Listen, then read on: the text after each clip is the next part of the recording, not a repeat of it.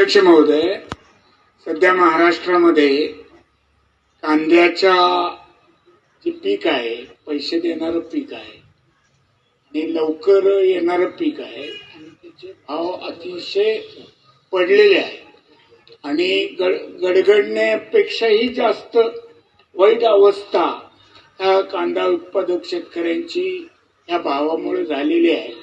आणि काल सोलापूरमध्ये संपूर्ण बाजार तिथं कृषी उत्पन्न बाजार समिती शेतकऱ्यांनी आंदोलन केलं आणि बाजार समितीचं कामकाज बंद करायला लावलं.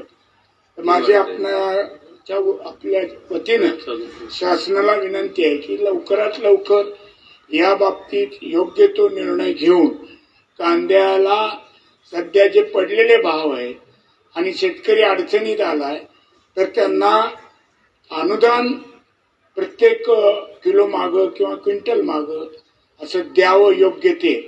हा निर्णय शासनाने त्वरित घ्यावा एवढीच आपल्या मार्फत विनंती.